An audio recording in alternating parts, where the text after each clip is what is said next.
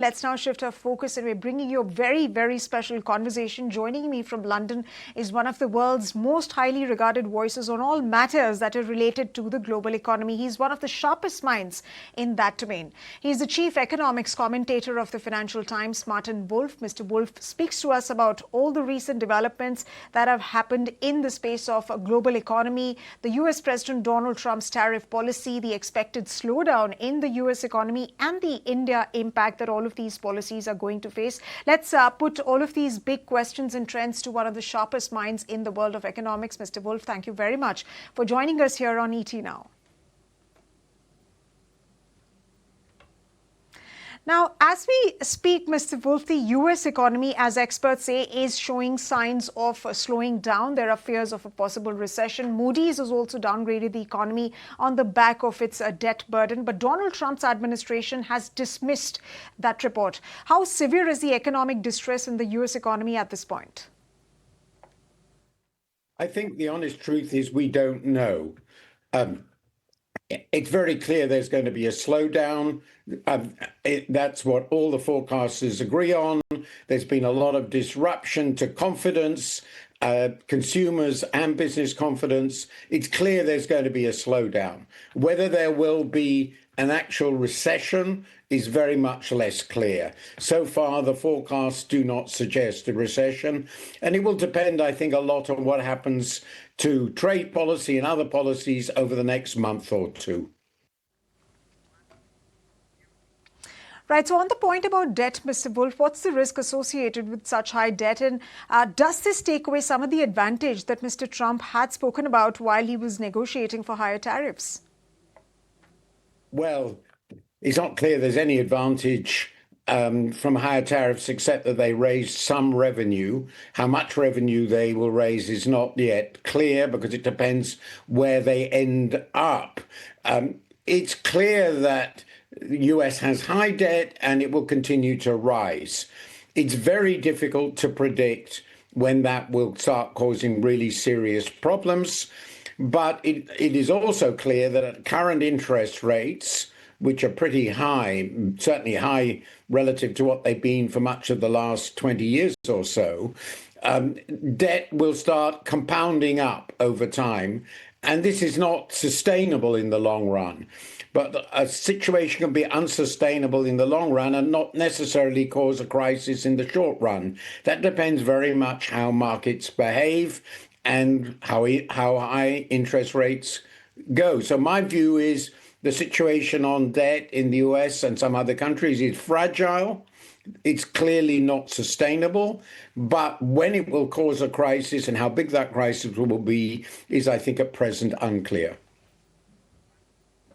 Right, Mr. Wolf. On the point of rate cuts, now on one hand, Mr. Trump is being vocal about the need for rate cuts, and on the other hand, you have the Fed chair who's firm on his wait and watch stance. What are your thoughts on that, and do you think that we will see rate cuts in the upcoming Fed meet?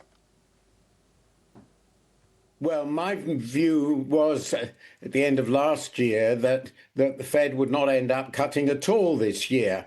I don't know whether that will prove to be correct, but it would seem to me that in the current situation, with what looks like being a very expansionary fiscal package coming through, there's still a concern about inflation. There's not yet a recession, that the Fed is going to be very, very cautious about cutting.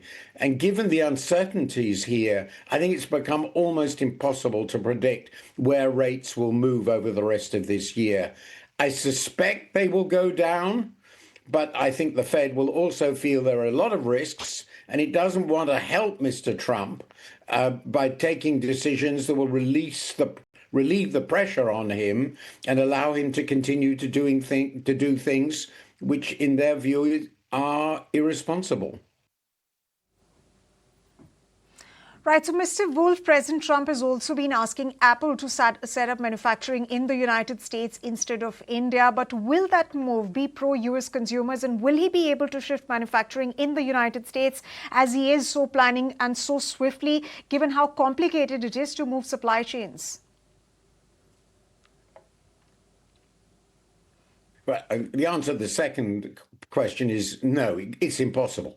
He cannot move complicated supply chains within a few months. That's completely absurd. It will take years. Furthermore, the reason that Apple produces in Asia, has all been producing in Asia now for a long time, with this addition of the shift to India, is because it's much, much cheaper. There are far more workers willing and able to do this sort of job precisely and accurately, and realistically, they're vastly cheaper than US labor, which is just about the most expensive in the world. So Apple will only do this if they are clear that these high tariffs will remain for the indefinite future. They can't make a plan to build an immensely expensive and complicated supply chain in America if they don't have that certainty. And they can't have that certainty because who knows what the tariffs will be next week, never mind next year or 5 years from now. So it seems to me that the whole plan to move vast amounts of the supply chains from Asia to America is economically irrational, ludicrously costly. And it's also senseless for the businesses because they don't know what the trade policy will be in the near future, let alone the far future. And that will, I think, mean that they will do as little as they possibly can. But of course, if tariffs are high enough, and they know they'll be high enough, then of course they will move, and the consumers in America will have to pay much more for their products.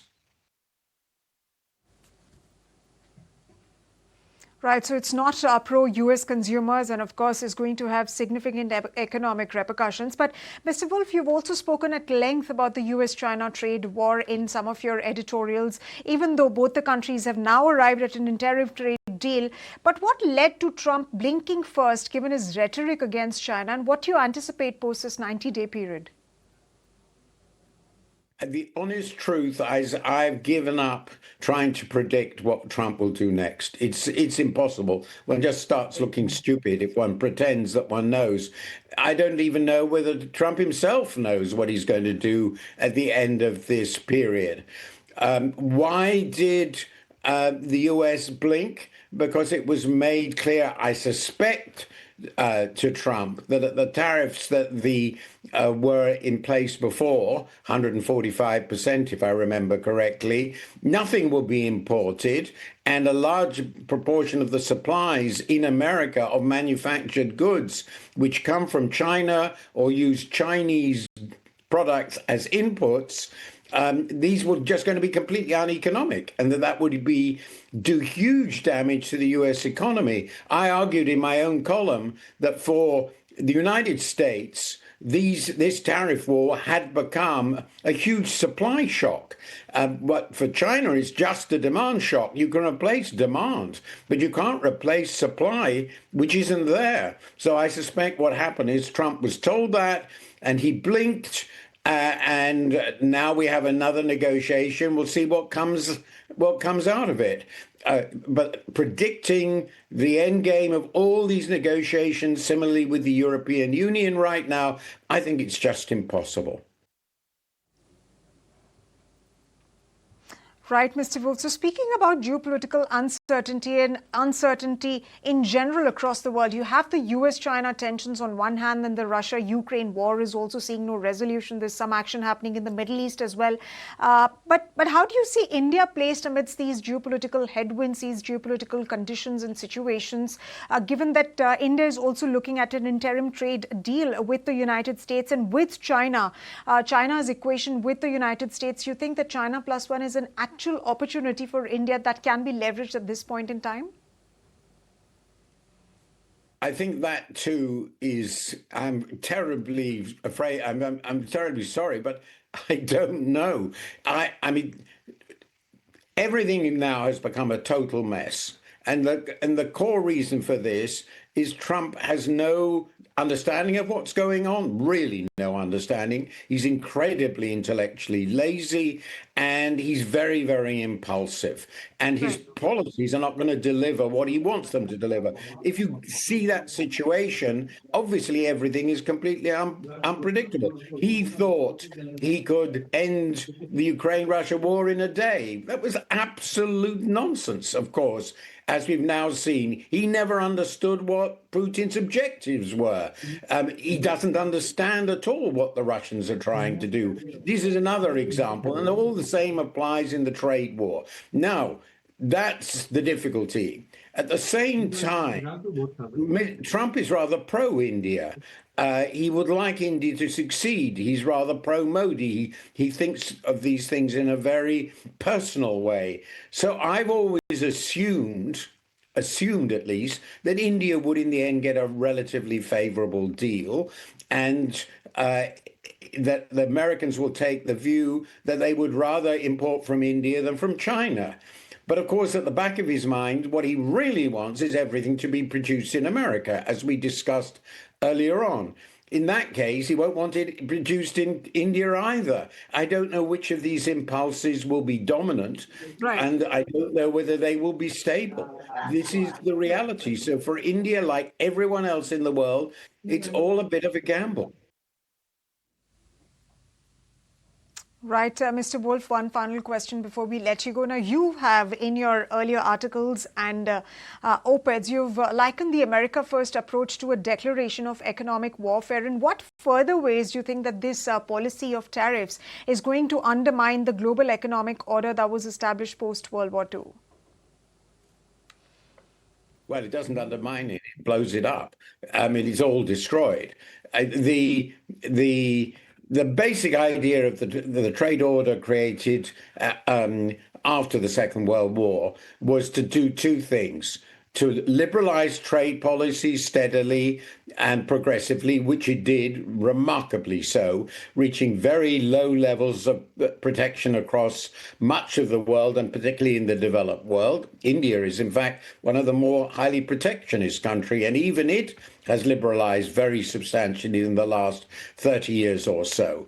So that's one thing. The other thing, perhaps even more important, was to create commitments to predictable policy, so that once you've agreed a tariff, you stick with it. You stick with it, and you can only change it in accordance with rules of the WTO, which tell you when you can change protection and for what reasons.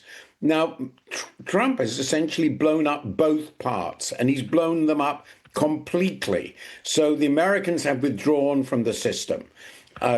Utterly, they've become a rogue element, without a doubt, in the trading system. The big question to me is not whether we can get an America back which behaves properly under Trump. We won't. What happens after that, I have no idea. Nobody else does either. The big question is, what does the rest of the world do?